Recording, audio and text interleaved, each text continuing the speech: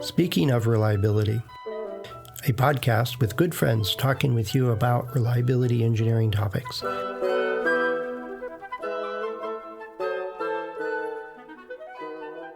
Welcome to Speaking of Reliability. This is Fred Schenkelberg. And this is Greg Hutchins. Good morning. Hey, good morning, Greg. Hey, today, as we're recording this, it's showing up to be a sunny day, but everything is wet outside. And we had rain over the last 3-4 days, which here in Northern California, it's kind of, when we're recording this, it's early November. It's kind of the signal that we're out of the fire season, which is a really good thing. And so it's good to have the rain. The trees are happy. But yesterday, the last couple of days, there's been nothing but sirens going up and down the freeway that's near where I live. What is it with people that forget from year to year that when the road is wet, you don't have as much traction? Is that just my physics mind thinking of things like this? But how come folks drive up and down a road, all summer long, have no problem, and you put a little sprinkling of water on top of the oil that surfaces in it, and nobody remembers? It's not like it's only people that are, brand new drivers who've never driven in snow before or something like that. It's like, why is this perennial? 2 words, Darwin Awards. If you're not familiar,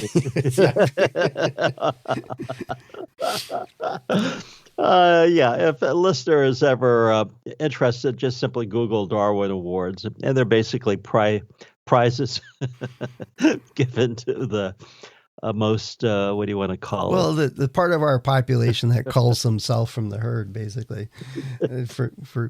But it's. I mean, unfortunately, our cars have gotten so good that it's not really. Well, fortunately, it's not killing a bunch of people. But and there are. I mean, Monday our roads were wet, and it's, Monday morning people back to work, and it was just snarled, absolutely snarled, accidents and spin outs and just one thing after another that I was so happy to be working from home that it really didn't bother me. Well, up here in the Northwest, as you so well know, we have kids who take their 60,000 F100 Ford F100 trucks, put extensions on it, aftermarket stuff, and basically it looks like a tank. Mm-hmm. In the meantime, they're driving 60 miles an hour around a 30-mile-an-hour curve, high center of gravity, and they ever wonder, gee, why does this thing flip over? Exactly. Somebody. Exactly. Yeah. No, and I know I've told this story before. Is I was in Houston to teach a class, and the first day was fine, and some of my students at the end of the day said, "We might be late tomorrow. The forecast is for snow tomorrow." I said, "I'm in Houston. Snow? Really?" Because it's like every great every great while it's we get some snow. And I says, "Well, how much snow are you talking about?" "Oh, maybe a dusting, maybe a half an inch." But it's a big event, and I grew up in Wisconsin. If we didn't get 4 feet of snow in 2 hours, nothing changed.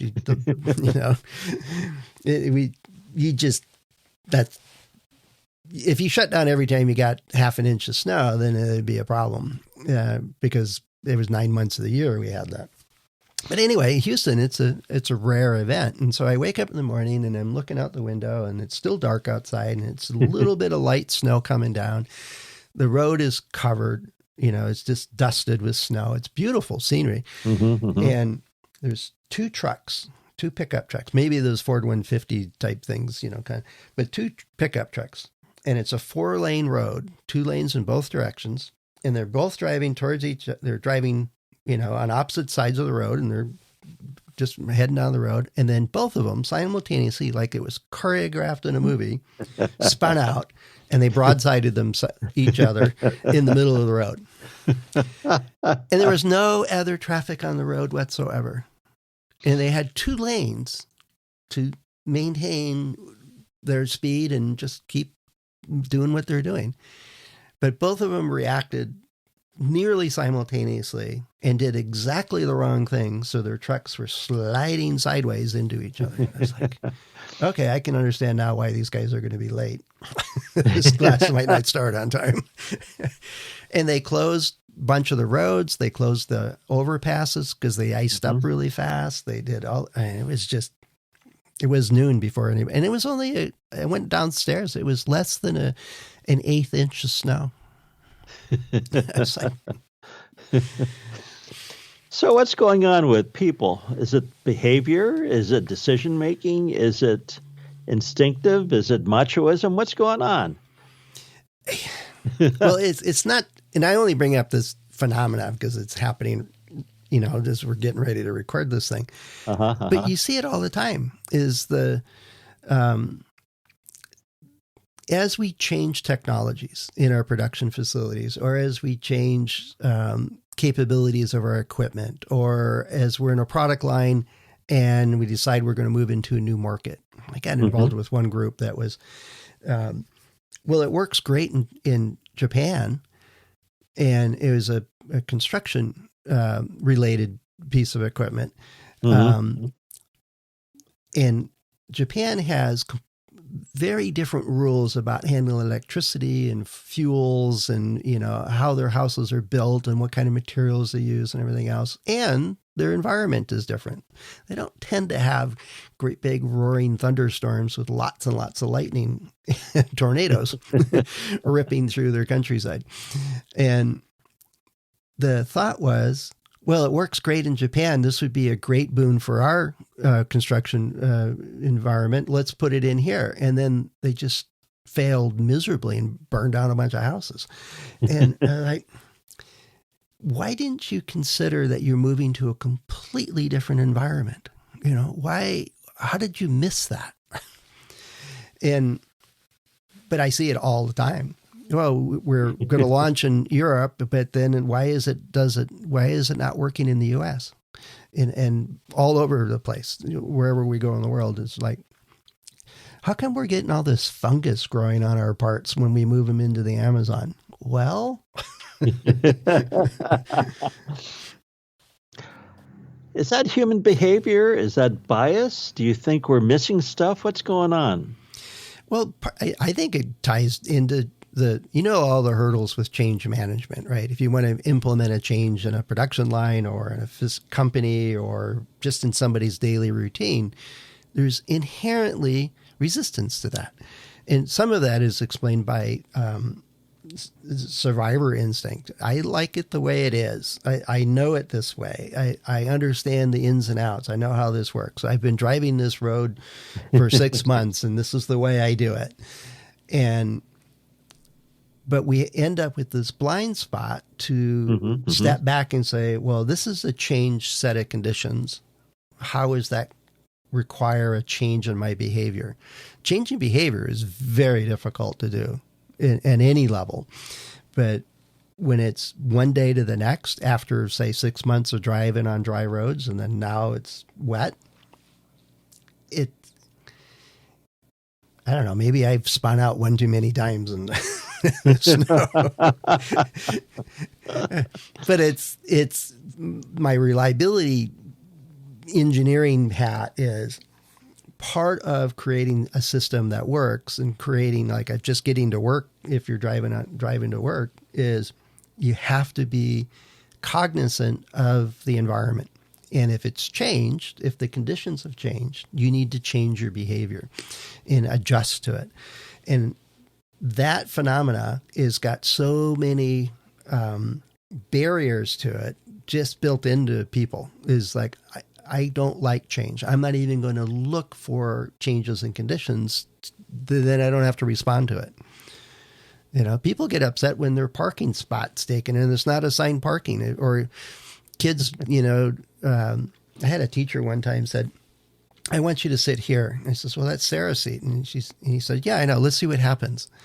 And the whole class was upset because now somebody was not sitting where they were used to sit. And it was like, and then the lesson was about, things change. You got to deal with it. Yeah. So, boy, a lot of points. So the other day, actually, it was about a three pre-COVID. We were asked to. That's not It's the other day, Greg. This is a couple well, of years no, ago. it was Time about. flies when we're having fun, I guess. It does. It does. Well, yeah. So the client called me and said, "Hey, listen, we want to adopt a risk-based type of program." And I said, Hmm. "Sure, no problem." And he wanted to know how long it took. And I said, "Well, my piece, which is the technology piece, would take anywhere from 6 months to 9 months." And he says, "Great, I'll be able to implement and run." I said, "Well, hold on for a second. We need to deal with the people behavior piece." And he says, "Well, what do you mean?" Again, he's the VP of operations, COO, and he thought he could unilaterally dictate change to people, Hmm. changing behavior, changing processes, changing the way they did business. So I suspect this person has changed jobs regularly. He has, as a matter of fact, he has. Never saw the effects of his unilateral changes. Yeah, yeah. And I said, my piece, which will take X, is easy. Your piece, which is change management or behavior management, it'll take 5X. He said, no, no, no, no, no. I'll be able to do that unilaterally. And I said, okay. So anyway, we did our little engagement, took 6 months.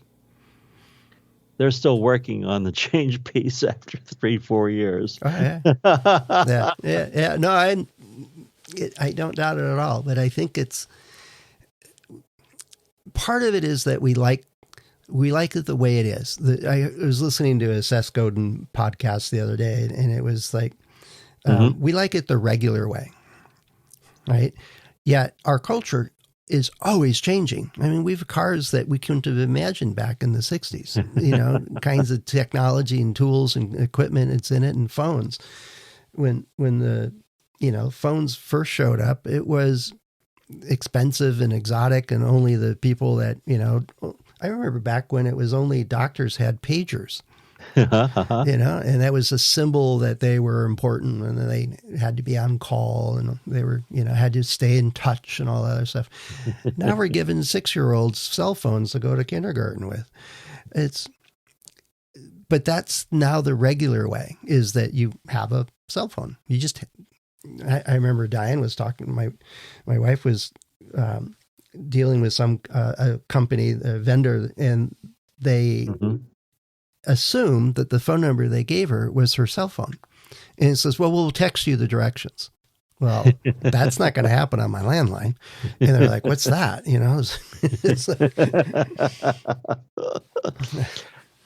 Yeah, and that's going to be a real challenge these days, because the common feature of what we're living through is disruption, and we're not, as individuals, not capable of dealing with change, or much less change, and now, unfortunately, disruption in everything. We don't have the capabilities for decision making, problem solving. Why? Because we want the usual. We want the old normal, and the new normal is not based on that. That's right. Well, it's going to change. We evolve and update and move forward with all kinds of different marvels and equipment and processes and techniques and things that are happening in the world. I mean, it used to be, remember the Ford Motor Company back in the 20s, I think it was, they were completely vertically integrated. Yep. To companies now that, they have 6 people in it and everything is outsourced. They just come up with the logo and a couple of ideas and organize all of this outsourced stuff. So it's completely decentralized. And it ebbs and flows and goes back and forth in different ways. But the idea of dealing with change that occurs right now, and I see it in some of my work working with products and product design, is that we're going to use this new material. And do you have experience with that? No, but it's cheaper. Or it's, the data sheet says it'll be wonderful. And they're like, great. How do you know that? Well, the data sheet says, all right. Do you believe everything you read on a data sheet? Come on. They just don't want to look for what's the ramification of it. Right?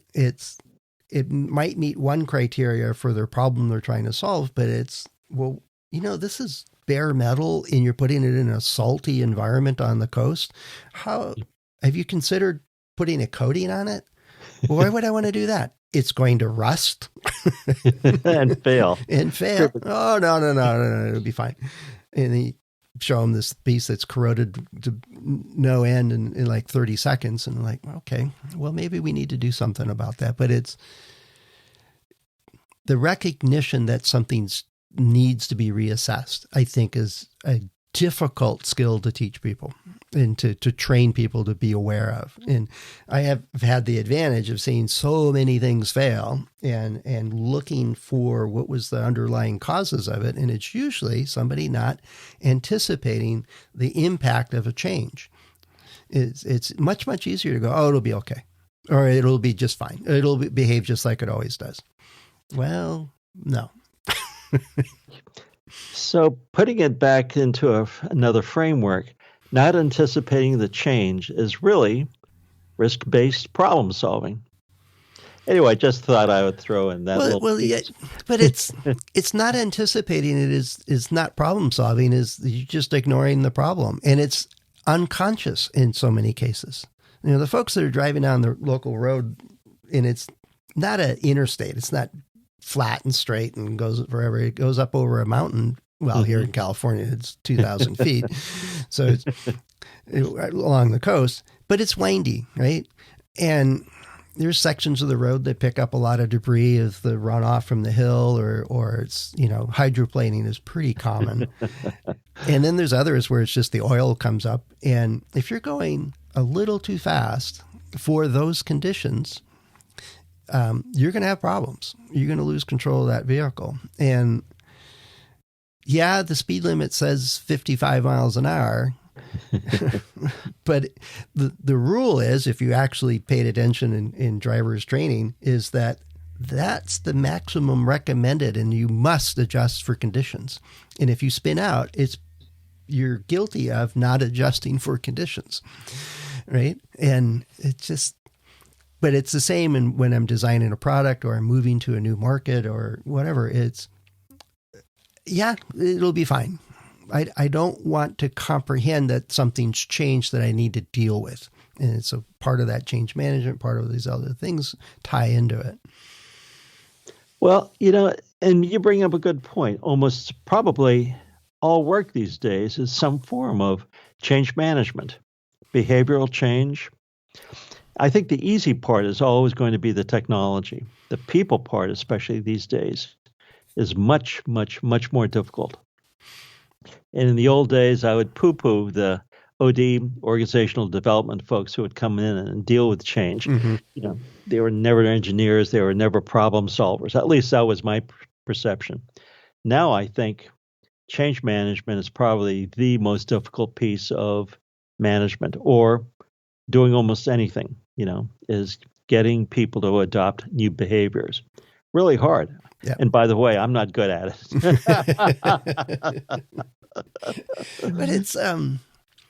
But we've talked a number of times, and I know that you enjoy surfing. Right? Yep. And you were mentioning last time we were chatting about it that you're like, well, there were 16-foot waves. And you knew enough that that's a different condition than what you're comfortable with because of the body slams the waves create when you come off the board and into 3 feet of water with a 16-foot wave over the top of you. But you adjust for that. You have personal experience with the unpleasantness of what could happen. But sometimes it's obvious, right? We know that the house is on fire, let's not go in there. But it's the more, when there's the more insidious ones is not, and I use the example of the roads as just this, we don't react quick enough to do it. But the ones that really cost us money in production of products or create design of products or marketing of products is when my decision is independent and disconnected from 2-3 months from now when the product actually gets to the field. I remember a product, they were expanding to the European market. Mm-hmm. And the very first one they plugged in blew up. Literally the power supply just burst and smoked, and they unplugged it and avoided burning the building down. All of the testing, everything they did was in Colorado. Everything was 110 power supplies. Okay? That's what they had on the wall. That's what they plugged it into. That's what they used for their own equipment. That just didn't dawn on them that parts of Europe use 220. And what? How could you not think this through? It was like, how could you have missed this? Yeah. And, many years ago when I was doing design, my boss would say, context worth 20 IQ points. Yep. Yeah. So the question is asking the right questions. And how do you learn those questions? Well, through experience or mentoring or... Well, listening to the podcast, that's one way to pick up some of these things and that's a good point, is just ask the right questions and step back and what's the impact of this? How does this change this new material or this new market? Let's brainstorm what's different. Better yet, let's go there. If they would have said, we're going to move to our products into Europe, well, let's go spend 6 months in Europe and figure out what's different there. That usually doesn't happen, but unfortunately. But I don't know. I would leave it up to our listeners here. How do you guys, some things are obvious. Some things are built right into our culture of our organization, and we think through this stuff and we do the risk analysis work and we sort out what we need to know and don't do. But it's all too often, it's been, at least in my experience, that even with a well-tuned team and paying attention to the changes and the new materials and new markets, stuff like that, we still make mistakes that get through and lead to problems. We become blind to some of the impacts of these changes. And so if you're listening to this, what's your experience? How do you deal with this ability to, one, not spin out on the road, especially in my neighborhood, or if it's starting to snow in your part of the world, how do you get through the first couple of days until people adjust? Or more importantly, how do you do that in a product development world or in a factory where you're bringing some new equipment or bringing in a new process? How do you adjust for that? How do you prime your team so that you understand the risks and mitigate those as you go? Hey, look at that, Greg. I used mitigate in 2 episodes now, I think. Thank you, Fred. I know it. But anyway, you can get a hold of us over at accendoreliability.com/go/SOR. We have a couple of ways you can get in touch with us there. Greg and I and the other hosts of the show are available through LinkedIn and the About pages on the site. And we thrive on getting comments and questions and to feed into new shows and so on. And also just to stay in touch. What's working for you? What's not? What sparked some ideas or comments on your side? Or if you've got a question, let us know. We try to get you a reasonable answer. And then many times we'll expand on it as a podcast because these questions are relevant to so many of us of how do we deal with this stuff. So please do get in touch. So with that, Greg, I think we can wrap it up. Great job, Fred. I appreciate it. You made me smart as always. Have a great day. Bye-bye. All right. Talk to you later. Cheers. Thanks for listening to Speaking of Reliability. We invite you to join the conversation. If you have a question or a topic that you think we should discuss in a future show, please let us know. You can find a comment box below the episode show notes, or just leave a note as part of a review on iTunes.